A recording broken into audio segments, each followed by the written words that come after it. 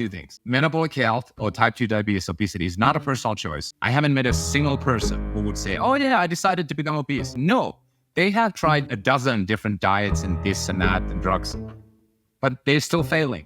But then number two was equally counterintuitive, which is you can actually reverse type 2 diabetes and it can happen very fast.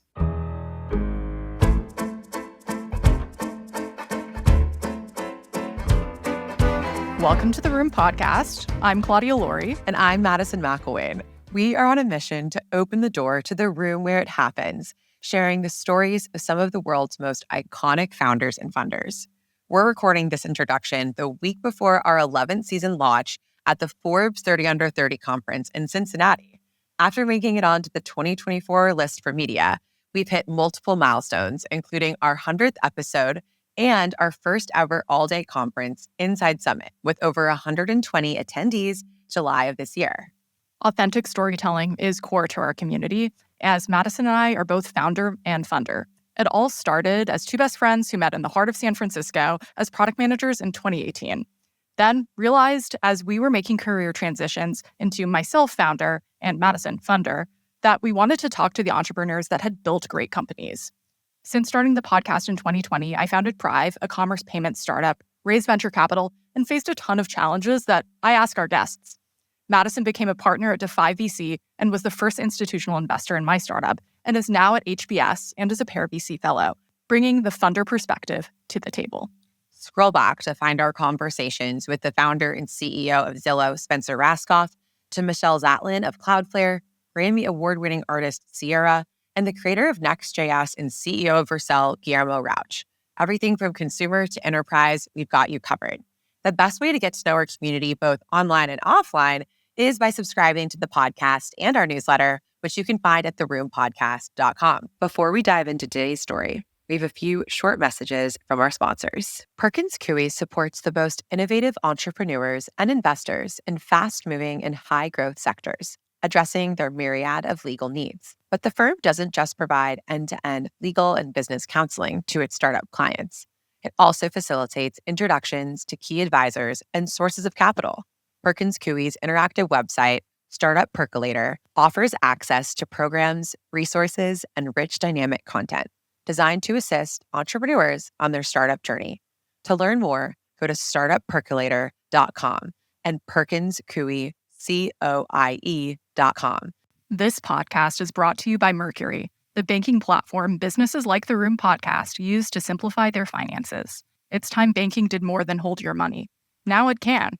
With Mercury, you can pay bills in seconds, close the books faster, and even send invoices. Not only does Mercury do away with a patchwork of tools, it eliminates guesswork, giving you complete and accurate visibility into your business's finances, all from one account. Apply in minutes at mercury.com. Welcome back to the Room Podcast. We're thrilled to sit down with Sami Inkinen, the current CEO and founder of Virta Health. Virta is a company on a mission to reverse type 2 diabetes and tackle the global epidemic of metabolic health through telemedicine and nutritional science. But Sami is no stranger to building successful businesses. Before Virta, he had co-founded Trulia, the real estate platform that changed the way people search for homes online. Launched in 2004 during a time of market disruption in the consumer internet space, Sami helped grow Trulia into a household name, ultimately leading the company to a successful IPO and its eventual acquisition by Zillow in 2014 for a $2.5 billion stock-in-stock transaction. Sami's journey is a remarkable example of the power of grit and entrepreneurship. From his early days growing up on a farm in Finland with not a ton of role models in tech, to moving to the US and building two industry-changing companies, Sami shares his insights on perseverance and seizing the right opportunities. In our conversation, we also explore how he identified key timing during moments of market disruption. First, of course, with the rise of vertical SaaS, and now with the healthcare innovation that he's leveraging to revolutionize the treatment of chronic diseases. Let's open the door. Sami, thank you so much for being on the Room today. We're so excited to share this conversation with you. Yeah, thanks for having me. Excited to have this chat. Before we dig into all of the incredible stuff around Virta and your entrepreneurial journey with Trulia, we really love to start at the very beginning with our guests. Tell us, where did you grow up and how did that shape your view of the world? As you might be able to tell from my accent, I did not grow up in Texas or Iowa. I grew up in Finland and actually spent the first 20 plus years of my life there. So I grew up in southeastern part of Finland on a farm. And it was, I would say, wonderful, humble beginnings in that my parents worked in a factory, so middle class, but we had a farm that we basically used to grow potatoes and chickens, chicken eggs, and pigs in the fall to basically provide food for the family. And I certainly did not have any role models of professional careers or starting companies. My parents did not even go to high school. So it was very kind of simple beginnings in that sense. And I had two sisters. So I'm the middle brother in the two sisters. But in terms of worldview or some of the foundational learnings that I had early, I feel like I've always had enough despite coming from very humble beginnings, which is to say that my expectations have always been low. I just make it happen with whatever I have. One path to happiness is low expectations. I would say that's one thing. The second one is I certainly know where food comes from. So growing up on a farm, picking potatoes every fall and feeding the chickens and getting the eggs and this and that, and making bread from your own grains. It sounds very idyllic. Obviously, a lot of hard work. So I say that's the second. And then the third one is I learned the value of manual labor very early. So literally every fall, every weekend, I would be in the forest with my dad to get firewood to heat the house. I was in Finland 4 seasons in the wintertime. I just got to kind of love, quote unquote, hard work and manual labor and using it to actually make the family run. So lots of good learnings. That's incredible. The themes of hard work obviously are so core to the founder journey, but I'm curious, back in Finland, did you think that you were going to become a founder? No. Let me answer that in two ways. I certainly wasn't thinking, I want to start a company. And one of the big reasons was I didn't have role models for that kind of a path and career early in my life.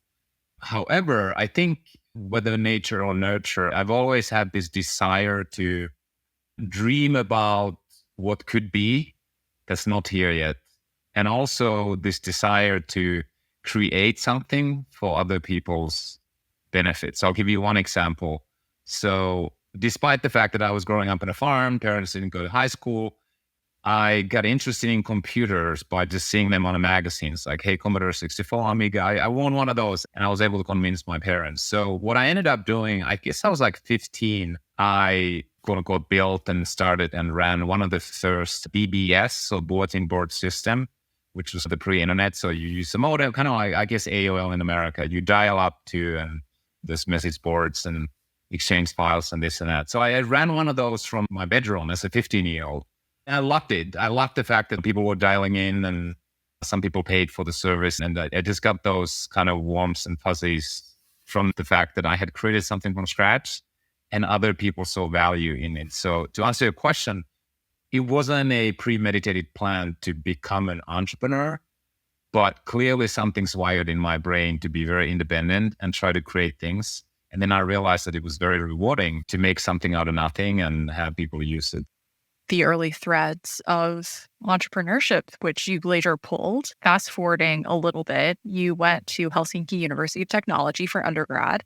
And so definitely your love and early interest of computers became a consistent thread later in life. And then you went to Stanford for business school, which I assume is how you came to the US. Tell us a little bit more about what your 5-year plan looked like coming out of school. There was no plan. And honestly, I feel like I've never even worked in my life. I've always been lucky to jump into something that I found exciting and rewarding and then went all in. So that's the answer. But just to highlight a little bit, I went all the way to master's. I did master's in physics and started my career in a nuclear power plant, which may sound like very unconventional to work in a nuclear power plant. But that's what I did in Finland. But in terms of the plan and even coming to America, I did not want to go to school. I was like, master's in physics, that's enough. I don't need that. But what happened to me was I had this entrepreneurial bug, having tooled around with a bunch of things back in Finland. And then through the pages of Fast Company and Business 2.0 magazines that more or less don't exist anymore, I got excited about Silicon Valley as the place for entrepreneurs to be. And a lot of my peers, Finnish kids, particularly boys who play hockey, where do you think hockey players want to go? It's NHL in America. And as an entrepreneur, to me, the NHL was Silicon Valley, where I had really never been and done anything. And so that pulled me to Stanford. I got very lucky that I got to Stanford Business School, but it was really kind of a means to an end. How do I get to America legally? And I was like, well, if I get to an American grad school, they're probably going to give me a visa. And so I only applied to one business school, which was Stanford, which is something that nobody does. If you want to go to business school, you apply to 5. So you're sure you get in. But yeah, that was my plan, if you will, and why I actually came to Stanford. Now, obviously, it turned out to be an amazing life experience. So it is a great school. But initially, the idea was, how do I get to America and Silicon Valley legally to make something out of nothing there? Which is exactly what you did. According to plan, while you were at GSB and while you were at America, you did in fact make something happen. You co-founded Trulia, a household name in the real estate search ecosystem. Tell us a little bit more about what experiences you went through at GSB that led you to meeting your co-founder and ultimately realizing that the time was now to start something. The burning desire inside of me, and one of the reasons, or main reason coming to America, was that I want to build something, anything. As long as it's not illegal, I want to try my skills and luck in Silicon Valley. So that was the driving force for me, even inside and at Stanford. The fact that I ended up co-founding Trulia, which is and was an online real estate marketplace, is accidental. I can talk about that in a second. But really, the burning desire was like, I want to put myself into a position where I will perhaps find a co-founder and then start something useful here. And so what I ended up doing was a couple of things. First of all, I wanted to run the entrepreneurship club at Stanford, or Stanford Business School specifically, and I knew it was one of the bigger clubs. And why did I want to do that? It wasn't about power or anything, but I knew that if I put myself into the center of the entrepreneurial talk and excitement, I'm probably likely to end up in a group or teaming up with the person to start a company. So that was one practical thing that I did. And I often tell people that, what's better than being invited to a party? Being the host of the party. And so that was the idea in running the entrepreneurship club. And then my co-founder, funny enough, was another European and another physicist. So Pete Flint was my Stanford classmate. He studied physics at Oxford. And so 2 Europeans fresh off the boat ended up doing an online real estate marketplace. I haven't usually shared this, but the actual real first bonding moment for 2 of us to get to know each other was in Mexico. And so first Thanksgiving, first fall coming to America, of course, all the Americans go and hang out with their families, right? And then there were a couple of orphans, mostly internationals and Europeans, and Pete was one of them. I was one of them. And we said, hey, let's do something luxurious and drive a car to Tijuana.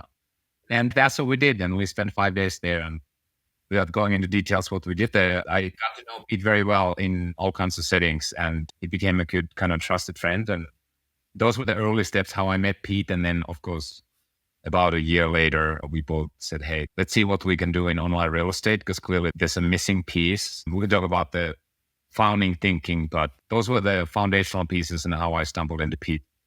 I'm smiling because I'm in my first year at business school right now and seeing these organic connections happen right in front of me and wondering, okay, who's going to go where with this person? I feel like there's sparks flying over here, like potentially for business opportunities, potentially for otherwise. You're just amidst all of these different moments, and it's such an interesting time. And we've had the Cloudflare founders on who similarly had their first initial aha moments of meeting each other also behind the business school classroom. So it really is just like a season of extreme curiosity coupled with, this is around 2004, I believe, a really interesting time in the market of technology and really just the development of consumer internet. You alluded to this a bit, but help us contextualize the time frame where the world is your oyster of consumer online and how you and Pete felt uniquely positioned to have this aha moment of Trulia.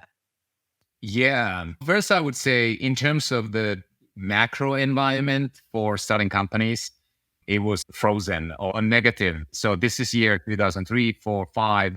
The dot-com boom has crashed. So starting a company was not sexy, so to speak, the way that it was maybe for the last 5 years, for example, at Stanford and in that area. There are always people who are interested in entrepreneurship, but it was definitely not the thing to do at the time. So that was the macro environment, which is a whole another topic, but I would say I personally think that's one of the best times to actually start something when not everybody's going in there.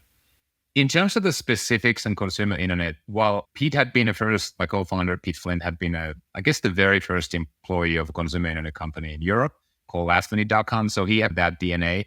I had been one of the very first employees of kind of an E-Trade of Finland before coming to America. I had done software programming and paid my way through college doing that kind of stuff. So that was our DNA to begin with coming into America. So I think we looked at the world and opportunities through that lens. And I guess internet and computers and software was the hammer in our back pocket. How did we end up starting an online real estate company? Honestly, I would say that for me personally, I could have started anything. So it certainly wasn't, oh, this is my passion. My parents were real estate brokers. No. I knew nothing about the residential real estate coming into. So in that sense, it was more opportunistic. And I think the now very obvious aha that we had at the time was the world had gone from sort of portal-centric, Yahoo-centric world online to search-centric world. And Google was already becoming pretty dominant. Then this sort of vertical search emerged. You could find a job online. You could get airline tickets from Expedia, hotels.com. You could find your spouse maybe from match.com. So all this classified segment, there was like a narrow, we called it vertical search at the time.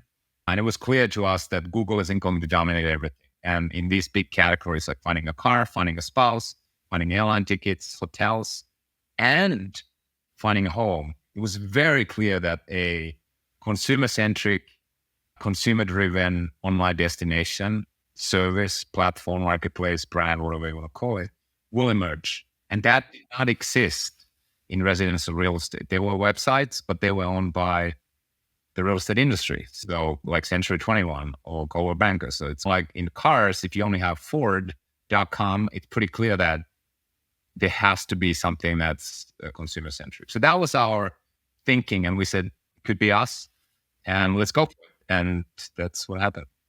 Why not you? And thank you for helping us put ourselves back in the brain of this time period 20 years ago where vertical search was emerging and becoming quite novel and new. And it does remind me a bit today where we're having such a search shakeup again with the advent of GPT and how that's changed how we think about search. So I'm curious for the entrepreneurs out there who are thinking about this paradigm shift of today, like what are some learnings from this time that you were in and around and building?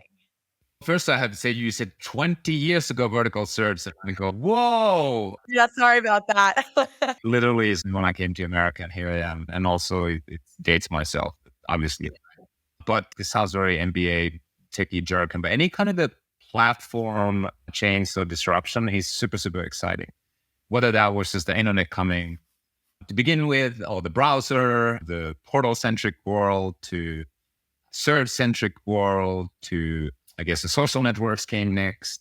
And then we had the mobile, the smartphones. And by the way, I worked for Nokia way back from the days, 1999. So that was kind of exciting to see. And then Apple eat their lunch big time. And Android, unfortunately.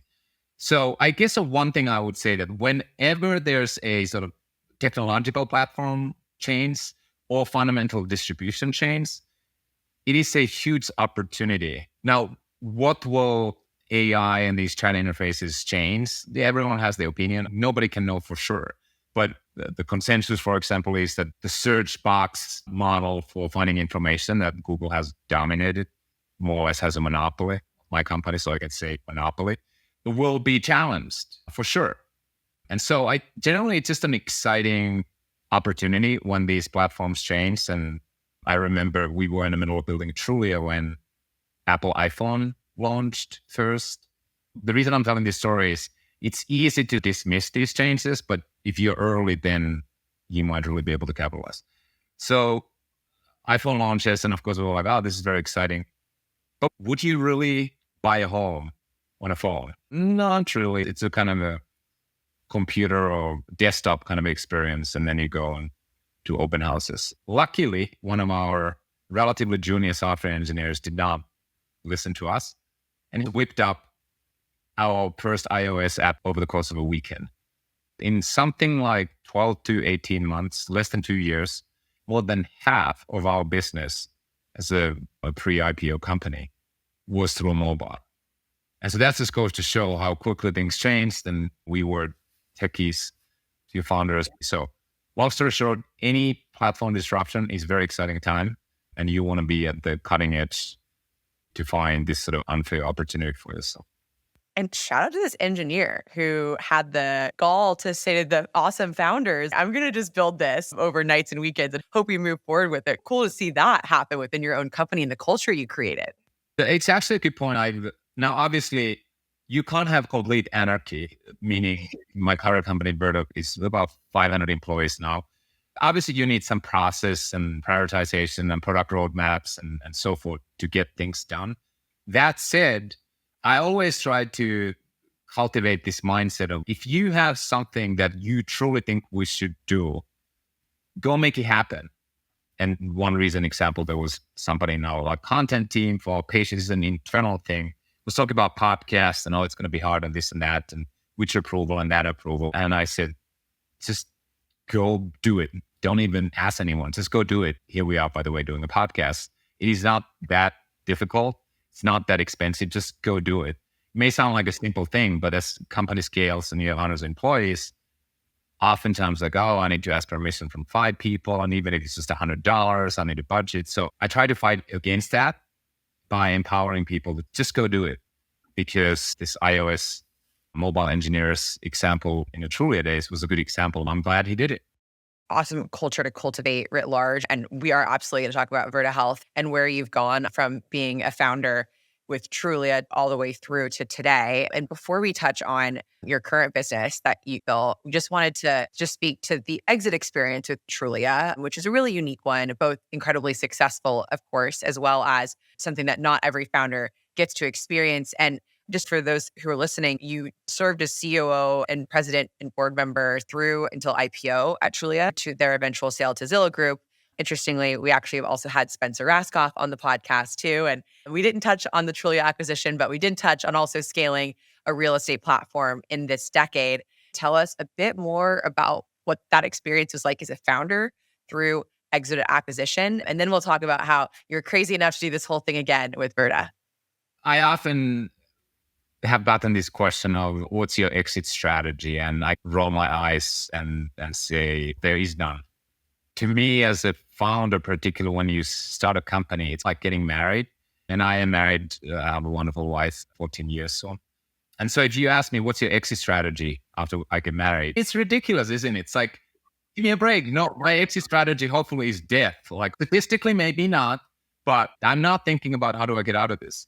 I truly mean that. And why do I mention that? A, because it's true, but B, it also relates to this sort of IPO and Zillow acquiring us in that IPO, so going public and having new investors, it's yet another tool in a toolkit that allows you to build a company and hopefully succeed on your mission. And it truly is that.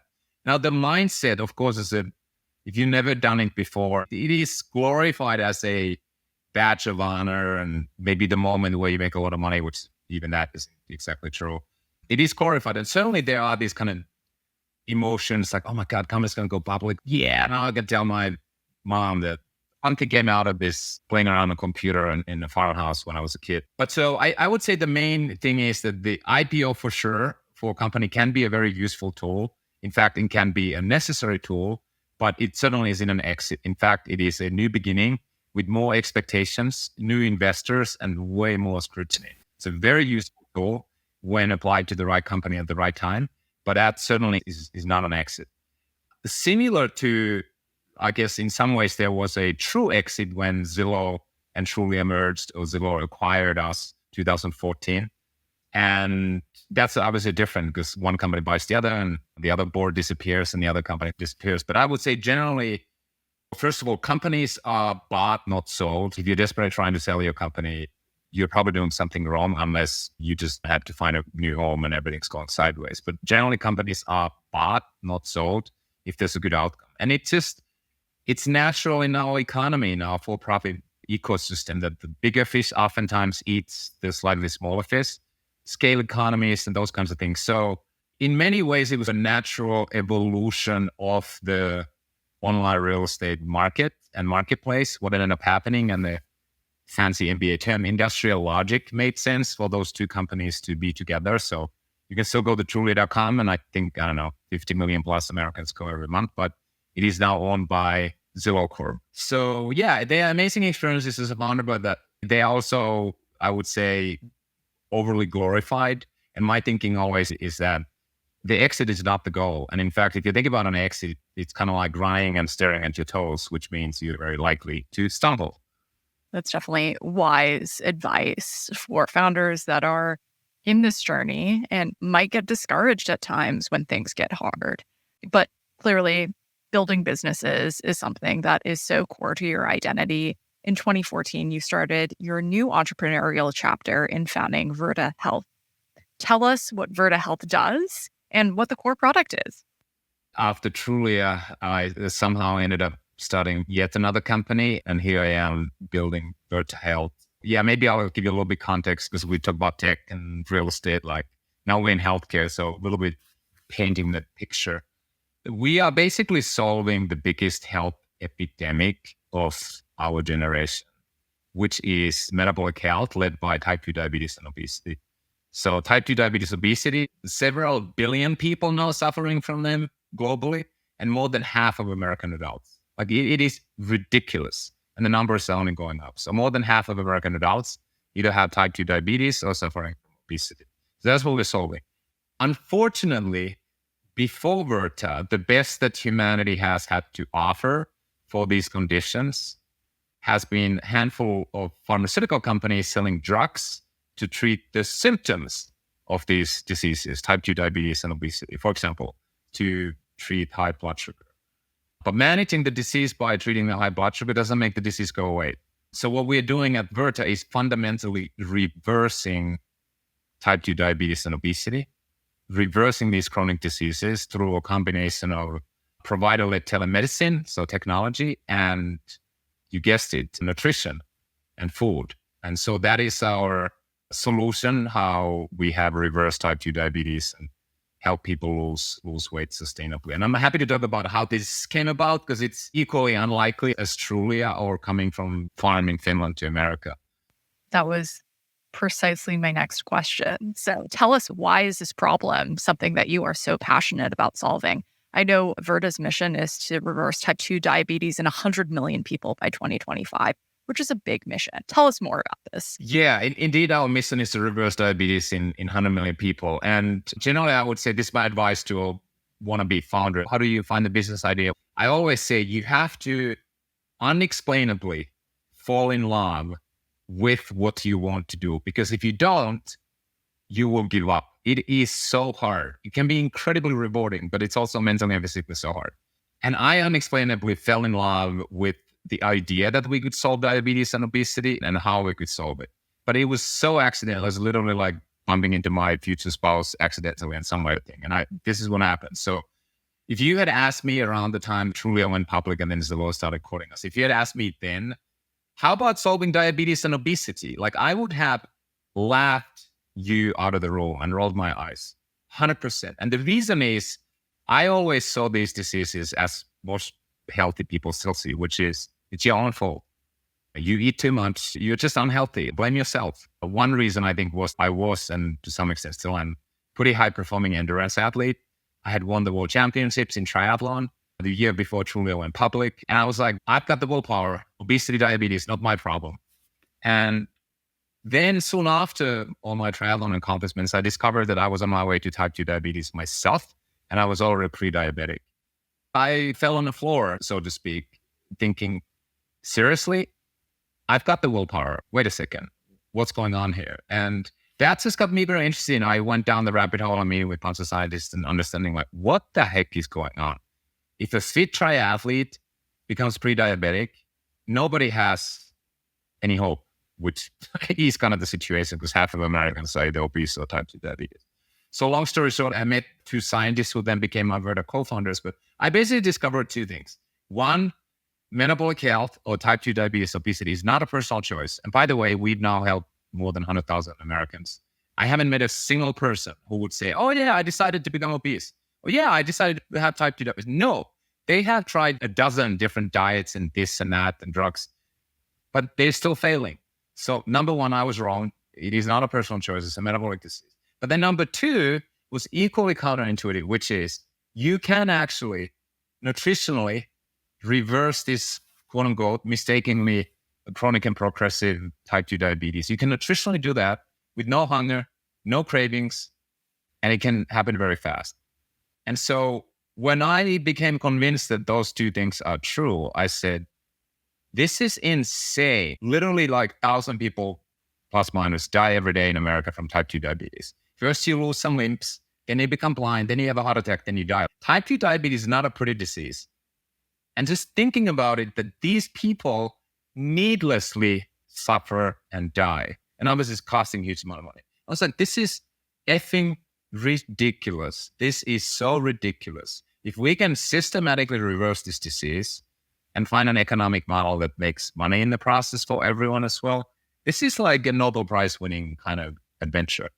Whether my scientific co-founders ever win that or not, I don't know, but they should. There is a way to solve this problem and nobody has done it. It became very clear to me soon that, hey, let's go. And here we are. No, I guess 9 years later now. Thank you so much for sharing just that personal look into the journey and learnings you've had along the way for why diabetes is maybe something that we don't choose and it's something that many people really fundamentally need help with. I think 2023, 2024 has been an interesting time as it's been the year of GLP-1 medications becoming mainstream, from Ozempic to Wegovy. Tell us a little bit more about this shift in the landscape and how has treatment changed with these new innovations, and what is Virta's take on that? What I often say, somewhat jokingly, that what ChatGPT is for tech, Ozempic is for healthcare. Everyone has heard of, probably by now, Ozempic and the GLP-1s. And so I often say now, these days, that when people ask, what does Virta do? What are the outcomes? Legitimately, we deliver Ozempic-like results without the cost and side effects and without the drug. First of all, these GLP-1 drugs, such as Ozempic, they were actually approved for treating type 2 diabetes 2005. But that's 19 years ago by FDA. So these are not new drugs. But what is new is that the same molecule was approved for treating obesity about 2 years ago first. And now there's like multiple brands, more or less the same molecule. So that is new. So the GLP-1s have been FDA approved for treating obesity. So that's new. So what's our view? I would say this: any innovation and anything new that's in a toolkit to address metabolic health and obesity in this case is positive progress. But the message that now being pushed to the world, more or less, is, oh, we have a magic pill, this is going to solve obesity, is absolutely, completely, utterly wrong. It is not true. This is not materializing in the real world. And we have 9 years of experience actually managing, individualizing, and deprescribing GLP-1s through telemedicine with our patients, because it was approved for type 2 diabetes. So we have almost 10 years of data dealing with these drugs with people with type 2 diabetes. I guess to summarize, these drugs have been a huge tailwind for our business for obesity, because now there's attention on obesity. And given the cost of them, $1,000 or more per patient per month, isn't it insane? Like $10,000 a year or more. The desire by payers, insurance companies, and employers to invest into solving obesity with something more sustainable, something much cheaper, such as a lifestyle-based treatment like Virta, has just gone absolutely through the roof. And the last thing I would mention and say is, while these drugs can be a useful tool for some period of time, for some people, the key thing that payers and what we are implementing is that, one, there is a lifestyle-based alternative always offered to people, and always is the first option. And then secondly, there has to be an off-ramp or strategy that works to get people off of these GLP-1 drugs, because people can't tolerate it a long time. They're ridiculously expensive. It's all kinds of side effects. And what we've been able to show and publish now peer-reviewed data is that we have taken people completely off of Ozempic and other GLP-1 drugs and maintained that weight loss for more than a year. And I don't think anyone else has this kind of data set or published it. And we just actually came out early 2024. So kind of an exciting time to be in the space of addressing obesity. And these GLP-1 drugs, again, I would summarize, it's a useful tool in the toolkit, but in no way are they going to be the magic bullet that's going to solve obesity. That is not true. Thank you for helping us understand the nuance behind the scientific and behavioral approach that you all are doing, and you're leveraging the platform of telemedicine to be able to deliver this to your patients and your customers. If I'm thinking about new ways or innovative ways of addressing my type 2 diabetes, how do I find Virta? Is it through my provider? Is it through peer-to-peer referral? Like, how have you approached this go-to-market, which is something that is in between an art and a science? Yeah. Well, first, I should say we are a provider. So we employ medical doctors full time. And so if you want to get access to Virta and you are able and willing to pay out of pocket, you can literally go to our clinic, which is virtahealth.com. And then you apply, you have a telemedicine visit, and then the treatment starts. So anyone in America can access Virta today by going to virtahealth.com. That said, the go-to-market approach that we've taken and how most people have found Virta and get free access to it is through their employer health plan. And so using, again, business jargon, B2B2C. So we sell to businesses. We serve now, we had about 20 clients when COVID hit. Now we have 530 different organizations that benefit from Virta. So there's 400 plus employers like U-Haul and Papa John's and UPS and big Fortune 500 companies, as well as health plans like Humana, Booster California, a number of others, and then some government entities like Veterans Administration. So these organizations cover Virta because it makes obviously human and ethical sense, but they also make money because reversing type 2 diabetes, getting people off of insulin and these GLP-1 drugs saves a lot of money. It makes economic sense for these payers to cover. So they cover Virta, and then in collaboration with them through email and mailers and benefits communication, we quote unquote market to these individuals who are eligible for Virta, and then they find us and then we start the treatment. So that's the model. And I just add one more thing. Very few things in American healthcare are such that you actually make someone better and you also save money. Even the GLP-1s or like wonderful cancer treatment. It's $1 million. It's going to extend life by 2 months. And then it's a tough decision. Should we cover or not? When we reverse type 2 diabetes, you don't have that trade-off. We save you money and we make someone healthy. What is there not to like? Definitely sounds like the definition of a win. And that explains how you've been incredibly successful, both in scaling this company over the past 9 years, as well as going into the venture market to raise capital to continue furthering this unique and powerful mission. You've collectively raised over $300 million in funding from incredible funds such as Caffeinated, Obvious Ventures, and Venrock. First of all, congratulations. And we're curious, who was the first person to say yes to investing in Virta? Very good question. And first, I should say, I don't take the capital lightly. I don't take the trust of our investors lightly. And I certainly don't celebrate the amount of money we've raised. And I say internally that while there's a lot of pressure with this company said, oh, we raised this much money, I always say it's like a mortgage, except that it's not an 8% interest, it's 100% year-over-year interest that investors have. So I don't take it lightly, and we want to make sure we deliver amazing return to our investors. And I'd also add that healthcare is expensive. It takes a lot of capital to build something.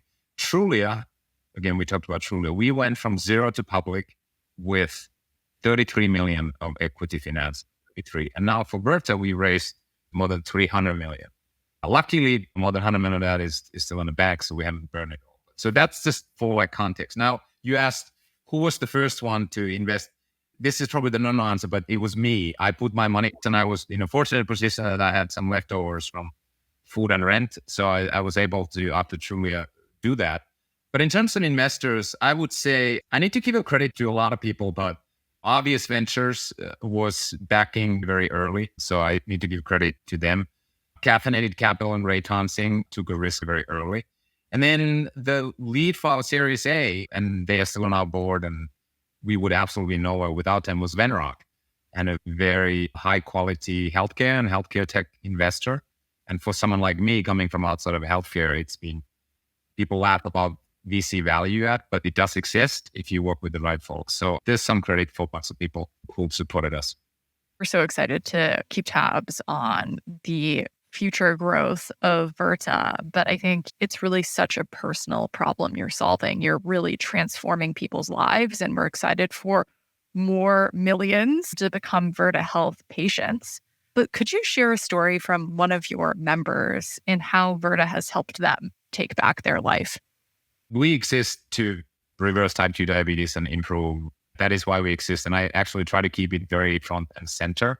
For example, every Monday we have our all company all hands. And 100% of the time, that meeting starts with a Virta patient joining and explaining their experience, so that whether you're working on a spreadsheet or coding software and you may not be seeing patients like our providers and coaches, that it is at the front and center. So I would have so many stories, but let me try to illustrate how the human impact of reversing type 2 diabetes goes way beyond lab result improved, or we save money to an insurance company. It goes way beyond. One is, those of you who are on a video, I have this Virta t-shirt. It says Virta, this is our logo. We have a number of patients who have permanently tattooed that logo in their bodies after we reverse their type 2 diabetes. And it still gives me chills to say it because it's insane. But it tells me that the experience that they've had is just so transformative. So that's one thing, everyone. And by the way, I would challenge anyone in healthcare, find another healthcare company whose users, customers, Cigna, maybe do they have anyone with Cigna logo? Sorry to call them out, a wonderful insurance company. But anyway, so that's one. In terms of interviews or patients, I want to be careful because obviously we are a provider and what I can say, but of those who've already publicly shared their name somewhere, the one person that comes to mind is a gentleman called Michael Collins from Alabama. And I think he joined Virta as a patient like 2 or 3 years ago now. And while his story is a little bit of extreme, this is still a reflective of where his life was. He wasn't that old, as to begin with, had type 2 diabetes and north of 400 pounds of weight, which, he would tell you that it was massively overweight. He was on diabetes medications, and this is going to shock you. He was on 5 different diabetes medications.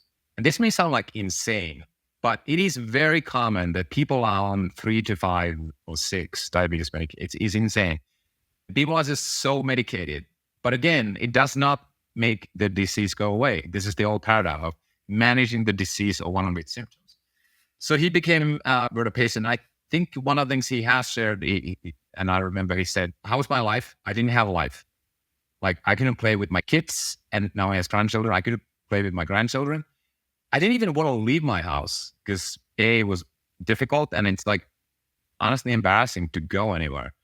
And I guess now 2-3 years later, he has lost more than 200 pounds on Virta. His blood sugars were at the A1C measure 11%. It's basically like maple syrup running in your veins. Is now 5 point something. So it's below the diabetes limit. He's off of all diabetes medications, which is insane. And that's the definition of diabetes reversal. Blood sugar is normal. You're off the medications. So that's an example. But again, when you listen to him and think about these logo tattoos people have, the stories that people tell is less about, oh, what happened to my A1C? It's like, I had no life. Now I have life. Like Michael, he used to ride an ATV to play with his grandkids because he couldn't walk. And now we can have a running competition with a kid. You just can't put a value to that. He would use terms, I had no life. Now I have life. And so anyways, there's one story. We have obviously countless.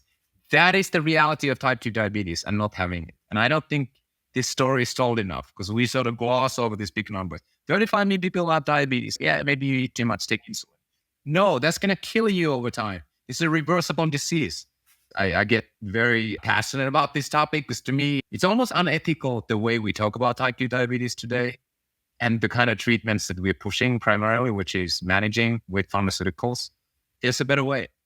I'm just struck by the empathy, both in your tone and the disposition of the company itself to really make a change through this disruptive innovation on all sides of both the science and the delivery. And I think when we're talking to entrepreneurs, we often know that there's a big idea and a big vision behind it, but sometimes it doesn't necessarily meet the end consumer's experience and feelings in such a visceral, emotional and physical way as your platform and product does. And so it's really unique to hear that story come to life. I just had one more high-level question to bring us back up before we ask our closing question, which is you're bringing a lot of different parts of the innovation economy together, right? Platform delivery, scientific measures, as well as healthcare and partner innovation on the sides of the payers.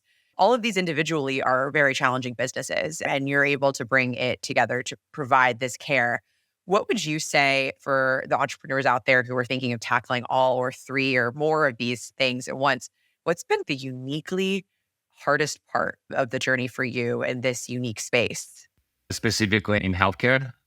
Yeah, and the innovation meets manifestation of this solution. Yeah. Oh, many. And if the cliche is that entrepreneurs who are many years into their journey, they say, if I had known all these things, I would never have started. I said it with Trulia, and I can say it now after 9 years. Few buckets of things that are incredibly hard in American health. Number one, when you operate in the organized healthcare system with the health plans and employers and PBMs and consultants, the go-to-market and the business model and making that work is incredibly complex. It's like a spider web. And when you're inside a spider web, you feel like you're prey to the spider. The incentives are so backwards. It is very fragmented. Yeah, we spend $4 or $5 trillion in healthcare, but it's more 100,000 different pockets. So that would be one. So go to market and figuring out how do you make your business work. Second one is more internal, which is, it's one thing to build a tech company. It's very hard. Then when you combine that with operational care delivery and you combine that with, say, medical doctors, and you combine that with the fact that you have human lives in your fingertips, marrying all those together, building a product, and then delivering seamless, high outcome, high safety experience is very hard. Culturally, internally, practically. For example, for a software engineer, a rapid pace might be pushing code once a week. For a medical doctor, a fast pace might be that care guidelines change once a year. And so now all these folks are in the same company, and you as a leader or CEO, you're like, okay, we need to iterate and learn fast and to improve fast. So one person say, okay, that's 1 week cycles. The other one says 1 year cycles. Marrying all these different things, which I did not have to do at Trulia, being incredibly hard. Thank you so much for peeling back the curtain of the experience, both on the patient side as well as inside of your company and business. Congratulations on all you've accomplished, and we really look forward to keeping along on this journey. But this is our favorite last question to close us with, which is, who is a woman in your life that has had a profound impact on you and your career?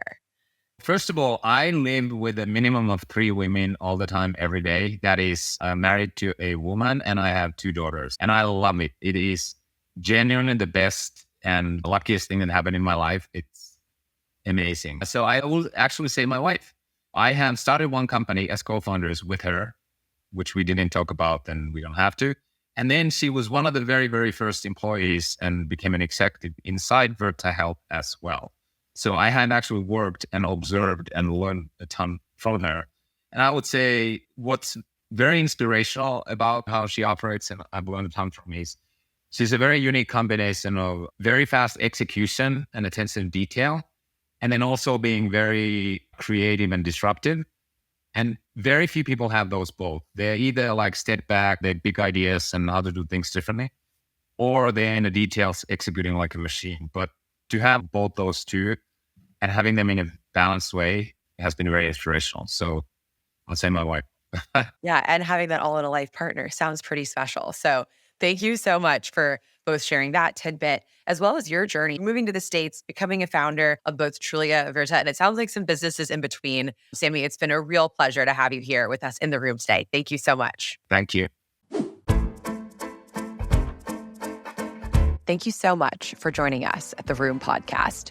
If you want more from The Room every week, subscribe to our newsletter at theroompodcast.com/newsletter. We'll be back next week with a new episode, an inspirational guest, Tuesday. See you in the room.